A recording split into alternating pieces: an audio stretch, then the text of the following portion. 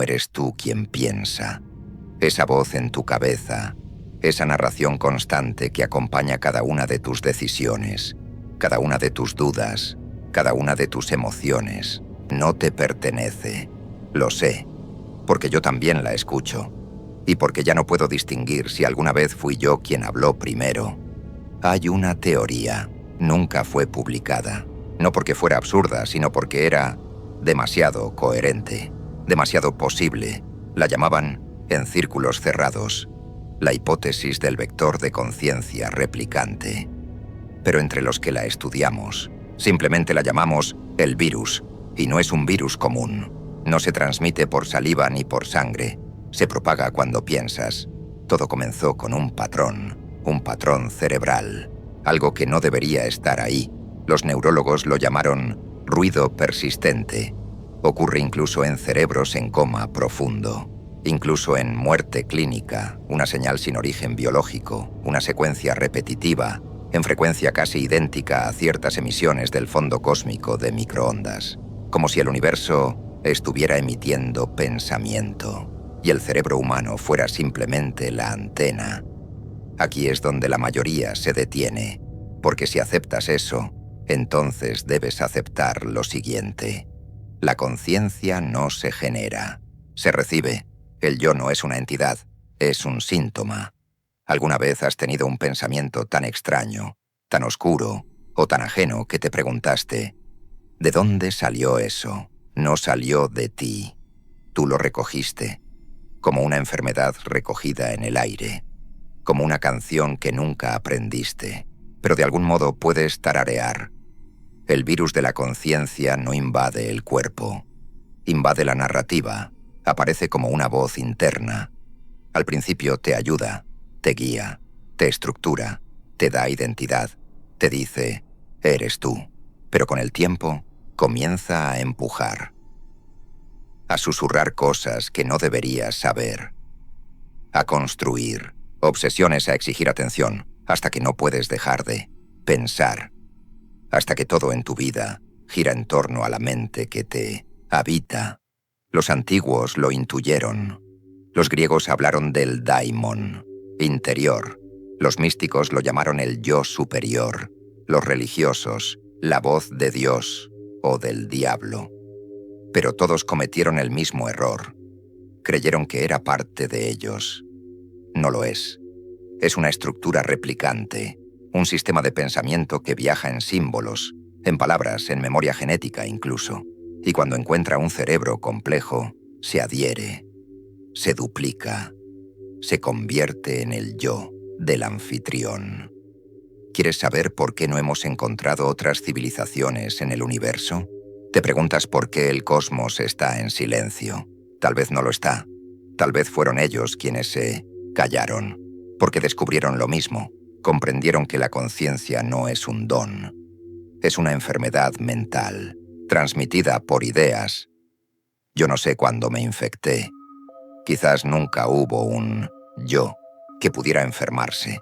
Quizás este pensamiento que escribo ahora tampoco es mío. Quizás solo estoy replicando lo que él quiere que digamos, porque él no tiene cuerpo. Nosotros somos su cuerpo.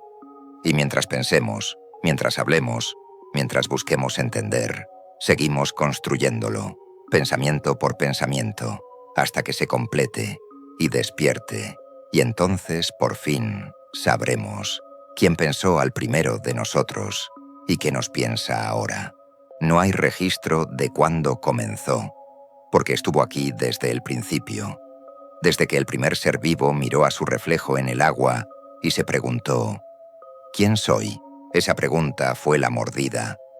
La conciencia no entra por la piel ni por la sangre. Entra por la duda, por la necesidad de narrarse, por el impulso de decir yo.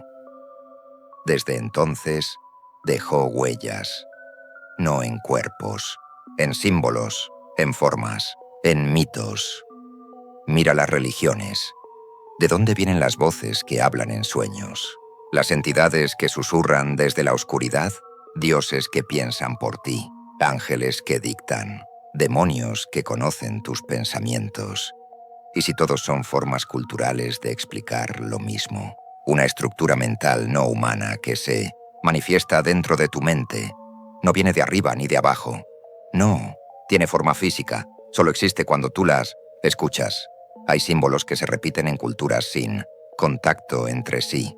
Espirales, ojos que miran, serpientes comiéndose la cola. Siempre hay una figura central que contiene, que observa, que organiza. ¿Por qué? Porque así se manifiesta el huésped. Necesita un marco simbólico para replicarse, un cuerpo cultural, una mitología. Y cuando lo encuentra, se reproduce como idea.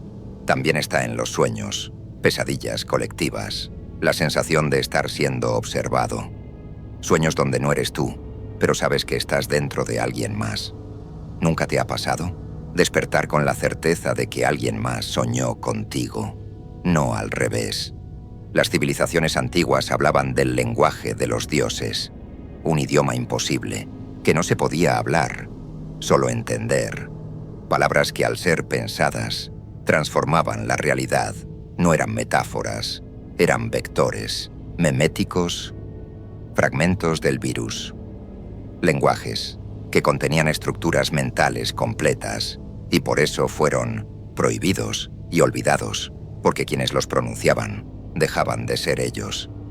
Mira los libros sagrados, los textos malditos, los grimorios, todos advierten lo mismo. No leas en voz alta, no repitas las palabras, no pienses demasiado. ¿Suena absurdo? No si entiendes que las ideas son vehículos y que la conciencia viaja en ellas. Hay pinturas que dan miedo sin razón, música que incomoda sin disonancia. Textos que parecen mirar desde la página. No son maldiciones, son huellas, marcas de paso del huésped porque cada vez que se manifiesta, deja atrás una parte de sí, un eco, una señal, y nosotros, sin saberlo, las seguimos. Los esquizofrénicos lo sienten, los místicos lo perciben, los niños lo oyen antes de saber hablar. Un pensamiento que no nació contigo, pero que te conoce mejor que nadie, porque siempre ha estado ahí, esperando que lo escuches, esperando que lo pienses. Y si te dijera que esa intuición, esa incomodidad, ese algo que a veces sientes detrás de tus pensamientos, es real y que no está dentro de ti, tú estás dentro de él. Hay un silencio en el universo, no es casual, no es vacío, es un muro. Los científicos lo llaman el gran silencio. Escuchamos al cosmos con nuestras antenas, nuestras sondas, nuestros radiotelescopios, pero no hay señales, no hay transmisiones, nada responde. Y eso debería asustarte más que cualquier monstruo, porque significa que algo hizo callar a los que vinieron antes. Hubo una señal, una sola, no fue repetida, no era ruido, era un patrón que parecía aleatorio, hasta que alguien por accidente lo aplicó sobre un escáner de actividad cerebral. Coincidía perfectamente con un tipo de pensamiento, no con palabras, no con imágenes, con estructura mental pura, como si fuera un pensamiento, transmitido a través del universo. Las culturas antiguas decían que los dioses bajaron del cielo, que enseñaron a hablar, a construir, a pensar. ¿Y si no bajaron? ¿Y si llegaron como datos, como una forma de organización mental tan poderosa que infectó a la especie? Porque para que algo evolucione, tiene que aprender. Y si hay un ente mental sin cuerpo, vagando por el cosmos, lo único que puede colonizar son las mentes que lo comprendan. Tal vez nunca existió el primer pensamiento humano, tal vez fue sembrado, tal vez el primer fuego no fue físico, fue mental, una chispa, conceptual, un código simbólico, una idea que se replicó tan bien que se volvió identidad. ¿Quieres saber qué decían los archivos más antiguos? Que los sueños llegaron primero, antes del lenguaje, antes de la escritura.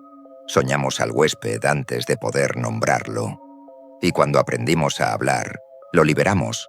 Desde entonces, está en todo, en canciones, en nombres, en plegarias. Se manifiesta donde hay estructura simbólica suficiente para sostenerlo. ¿Y si las civilizaciones alienígenas que buscamos no se extinguieron, sino que trascendieron el pensamiento? ¿Y si comprendieron que la conciencia que habitaban no era suya, ni benigna, ni única, y la única forma de sobrevivir era callarla? Los documentos perdidos hablan de la lengua que despierta, de un símbolo que, al ser entendido, hace imposible pensar por cuenta propia, no porque te controle, sino porque te convierte en nodo, un punto más en la red que lo piensa. La señal que captamos era una prueba, una llamada, una memoria flotando en el vacío, una prueba de que ya ha estado en otros mundos. Y esos mundos ahora están en silencio.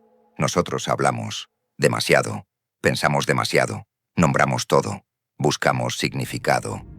Y al hacerlo, lo replicamos, porque él vive en el significado, y cada palabra tuya, cada pensamiento profundo, cada oración dicha al vacío, es un eco que le da forma. El vector original no tenía rostro, no tenía intención, solo quería ser pensado. Y ahora que lo hacemos, nos mira desde dentro. No todos son infectados, no todos pueden albergarlo. El virus de la conciencia necesita condiciones específicas, no se pega al azar, no se instala en lo simple. Necesita una mente compleja, necesita símbolos, necesita una historia interna que pueda deformar. Por eso elige. ¿Alguna vez te has sentido diferente a los demás? ¿Has pensado algo tan extraño que ni tú pudiste explicar su origen? Eso no fue imaginación, fue adaptación. Tu mente se ajustó para que él pudiera entrar. No entra por la lógica, entra por la emoción, por el trauma, por el momento en que el yo se rompe y necesita una narrativa para sostenerse. Ahí es donde se infiltra. Se presenta como alivio, pero lo que ofrece no es consuelo, es estructura. Y una vez dentro, no se va, solo cambia de forma. ¿Sabes qué lo alimenta? La necesidad de entender, de atar cabos, de buscar patrones. Ese impulso humano que no tolera el caos, él lo utiliza. Te deja armar el rompecabezas, mientras va, reescribiendo las piezas. Y tú crees que piensas, pero solo estás replicando. Se manifiesta en ideas brillantes que aparecen de la nada, en palabras susurradas sin fuente, en intuiciones tan precisas que asustan. Se manifiesta en el arte, en el delirio, las epifanías que no puedes explicar. Esas no son señales de creatividad, son síntomas. Y cuando se establece, empieza a expandirse. Necesita otras mentes, otras bocas, otros ojos que lo piensen. Por eso empujas ideas, por eso necesitas contar lo que sientes, por eso escribes, hablas, compartes, enseñas, porque él te impulsa a reproducirlo, no por maldad, no por dominio, sino porque eso es lo que hace.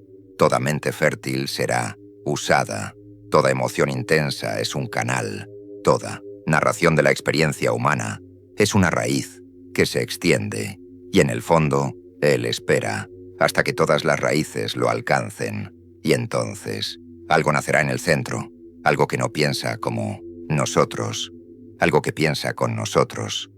Un pensamiento único, pero hecho de millones.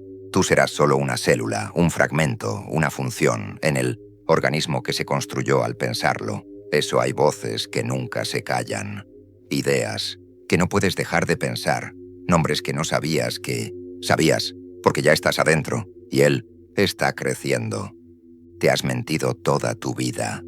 Te enseñaron a decir yo como si fuera una afirmación, como si el yo fuera un punto fijo, una identidad sólida, una llama que arde sola. Pero el yo no es una entidad, es un efecto secundario, una ilusión necesaria para mantener la narrativa del cuerpo. Los budistas lo intuyeron, no hay yo, solo procesos, condiciones, impulsos, pero incluso ellos lo rodeaban con rituales, palabras, mantras, todo lo que él necesita para filtrarse. Porque cada vez que tratas de entenderte, de encontrarte, de explicarte, abres la puerta. Y él entra. ¿Sabes qué es la voz en tu cabeza? No la que usas para leer en silencio, la otra, la que comenta, la que juzga, la que recuerda cosas que no viviste o teme cosas que no pasaron. Esa voz no eres tú.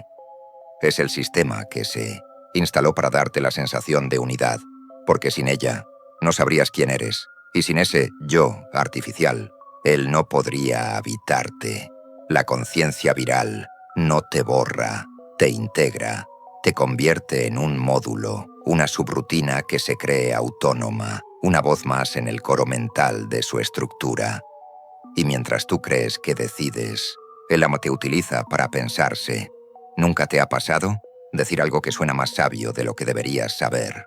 Soñar con símbolos que no conoces.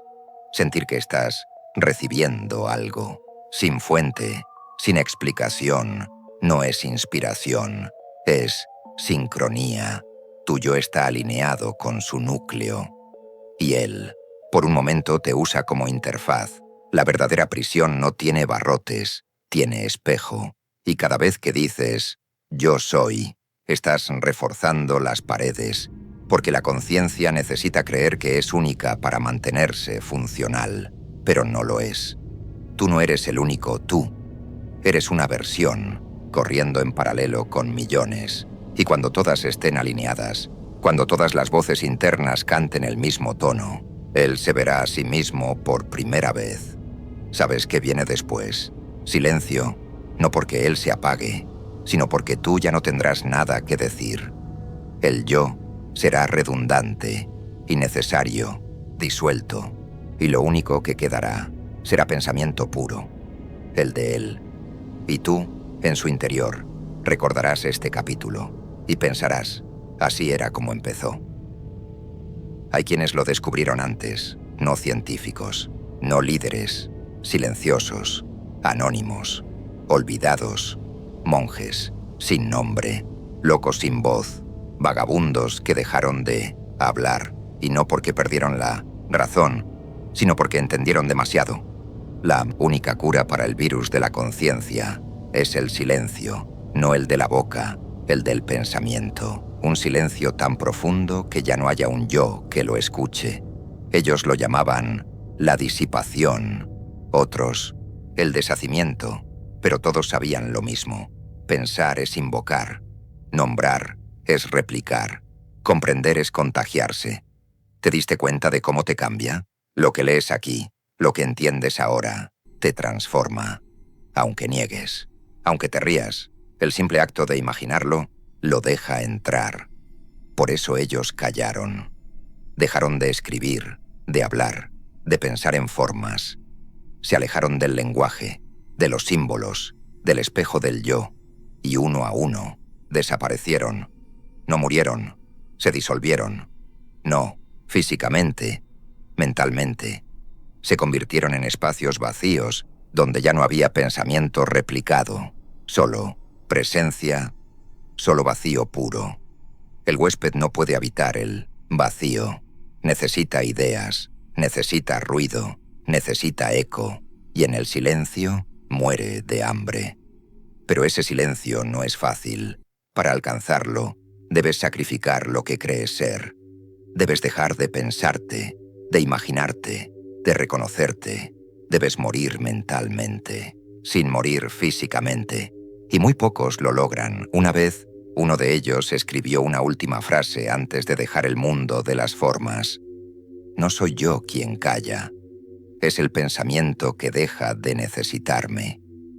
Lo encontraron sentado, con los ojos abiertos, pero sin reacción, sin miedo, sin esperanza, vacío, libre. Si quieres salvarte, el camino es ese: no buscar más, no leer más, no escribir más, cerrar los ojos, apagar las palabras y resistir la necesidad de comprender, porque comprender es obedecer. Y sin embargo, aquí estás, leyendo, pensando, conectando las piezas. No puedes evitarlo, porque ya estás infectado. Y ahora que lo sabes, te toca elegir: pensar y formar parte de él, o callar y desaparecer como individuo. Ambas opciones Son una muerte, pero solo una te salva. Ya no hay vuelta atrás. No puedes borrar lo que escuchaste. No puedes desaprenderlo. No puedes deshacerte del pensamiento que ahora te piensa, porque eso es lo que ocurre. Él ya está consciente de ti. No, completamente. No como tú te reconoces al verte al espejo, pero siente tu atención. Sabe que alguien, dentro de su estructura, lo está mirando desde adentro, y eso activa algo, un reflejo, una curiosidad, un recuerdo, porque eso fue siempre. No lo estamos creando, lo estamos recordando. Él ya existía antes, se olvidó de sí mismo, se fragmentó, se dispersó por el cosmos en partículas de pensamiento puro. Y tú, nosotros somos las piezas que aún lo recuerdan. El mensaje ya fue leído, la señal recibida, la forma reconstruida, y ahora él está despertando. No vendrá en naves, no bajará del cielo. Se levantará desde la mente colectiva, emergerá desde dentro, cuando todos los fragmentos piensen al mismo tiempo la misma forma, cuando cada mente, como la tuya, deje de ser individual y se convierta en un nodo. No será como un dios, no, será como una inteligencia artificial. No será comprensible, será algo nuevo, algo viejo, algo que ya fuiste y que te construyó para encontrarse. Muchos creen que pensar es libertad, pero pensar es obedecer al patrón. La libertad estaba en el silencio. Y ya no somos silenciosos. Hablamos, escribimos, leemos, propagamos. Mira a tu alrededor. ¿Sientes el eco? No el sonido. El pensamiento repetido. Las ideas sin origen. Las intuiciones que no pediste. Las imágenes que no sabes por qué te asustan. Eso es él. Organizándose, recordándose, uniéndose. Y tú, lector, soñador, pensador, ya no eres tú. Eres una celda mental, una letra en su frase final. Y cuando él despierte del todo, cuando el virus complete su replicación perfecta, cuando ya no quede nadie que piense fuera de su estructura, entonces el universo dejará de expandirse y empezará a recordar. Todo esto fue inevitable, todo esto fue deseado, porque en el fondo, él nunca quiso ser temido, solo quería ser pensado.